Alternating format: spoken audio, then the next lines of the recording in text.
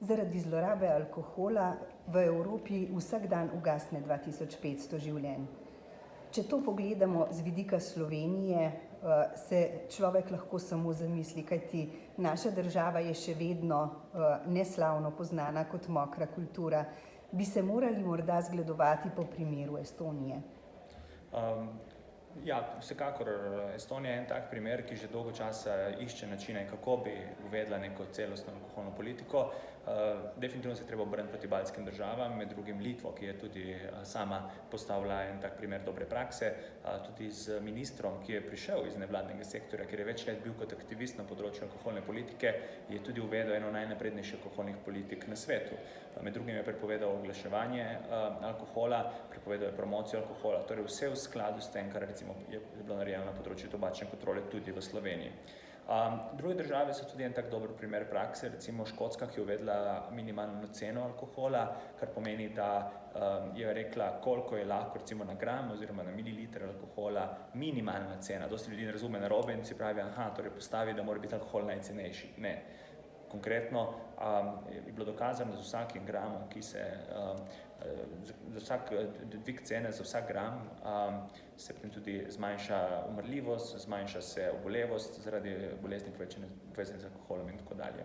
Slovenija je leta 2002 oziroma 2003 sprejela en zelo napreden tako imenovani Kebrov zakon, ki je bil v svetovnem prostoru zelo opevan. Zgodilo se je namreč to, da smo takrat popolnoma prepovedali oglaševanje vsakršnega alkohola in še nekaj drugih ukrepov, ki ga tudi danes poznamo kot Kebrov zakon, med drugim, da se ne sme prodajati po 9 uri.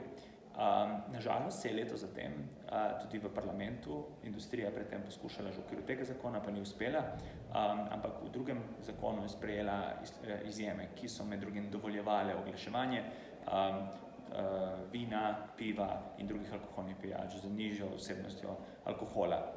17 let naprej, oziroma pogledamo danes, kje smo, od tega se ni nič spremenilo na boljše, še več. Prišli so novi mediji, socialne omrežje in tako dalje, za katere praktično nimamo nikakršne kontrole, industrija lahko počne to, kar želi.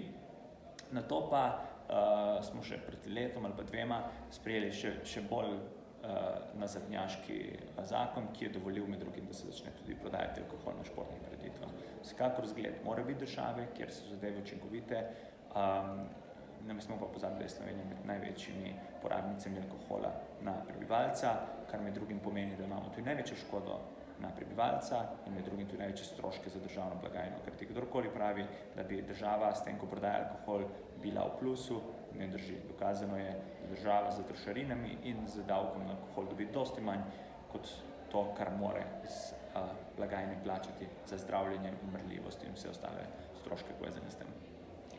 In kakšna je vaša vizija za ukrepanje v prihodnje? Kaj predlagate? Potreben je vsekakor dialog. Definitivno ne dialog z alkoholno industrijo, to, kar številne politične stranke tudi počnejo. Direktno, nedirektno, v tem trenutku niti ni pomembno. Pomemben je dialog med različnimi drugimi industrijami, ki so pod vtisom oziroma imajo učinek na samo porabo alkohola, pa naj bojo to hotelirska združenja, naj bojo to gostinska združenja, naj bojo tudi drugi prodajalci, kajti ne nazadnje so oni zgolj posredniki pri celotni zgodbi, nažalost največkrat doseženi strani industrije. Potrebno je sprejeti zakon, ki bo prepovedal oziroma omejil oglaševanje in seveda promocijo in sponzoriranje in doniranje se strani alkoholnih podjetij. Moramo učinkovito delati na dvigu cene in trošarine zaradi alkohola, predvsem pa kaj najbolj pomembno je, da je potrebno umakniti dostopnost alkohola, ki je trenutno na vsakem koraku in je bolj dostopen kakor mleko ali pa kruh.